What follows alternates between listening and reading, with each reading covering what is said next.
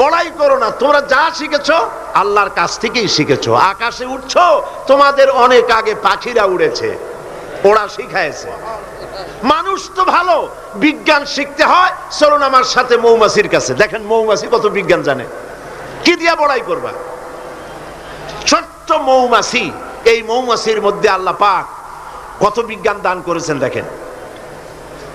আল্লাহ রাব্বুল আলামিন বলেন, ওয়া আওহা রাব্বুকা ইলান নাহলি আন ইত্তাখিযি মিনাল জিবালি বুয়ুতাও ওয়া আশ-শাজরি ওয়া মিম্মা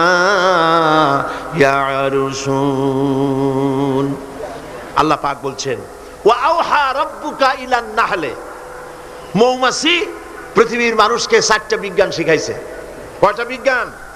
দেখুন 4টি বিজ্ঞান কি।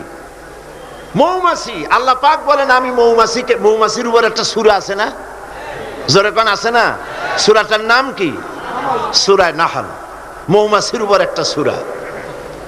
আল্লাহ পাক বলছেন আমি মধুমক্ষিকাকে ওহী করেছি। তার মানে এই নয় যে মৌমাছির কাছে জিবরাইল পাঠাইছি। ওহী যখন নবীর ক্ষেত্রে ওহী শব্দ আসে, তার অর্থ হলো প্রত্যাদেশ। জিবরাইলের মারফতে আল্লাহ পাক ওহী পাঠান। আর যখন এই ওহী অন্য কোথাও আল্লাহ ব্যবহার করেন, তার অর্থ হয় গোপন সূক্ষ্ম ইঙ্গিত। যেমন মুসা আলাইহিস সালামের মাকে আল্লাহ পাক ওহী করেছিলেন, এখানে জিবরাইল পাঠান নাই, ইলকা করে দিয়েছিলেন। মৌমাছিকেও তার মনের মধ্যে গোপন ভাবে সূক্ষ্ম ইঙ্গিত আল্লাহ দিয়েছেন কি, আখিজি মিনাল জিবালে বুয়ুতা, পাহাড়ে বাসা বানাও, ঘর বানাও পাহাড়ে পর্বতে। যেহেতু মধু হলো একটা মেডিসিন, মধু কি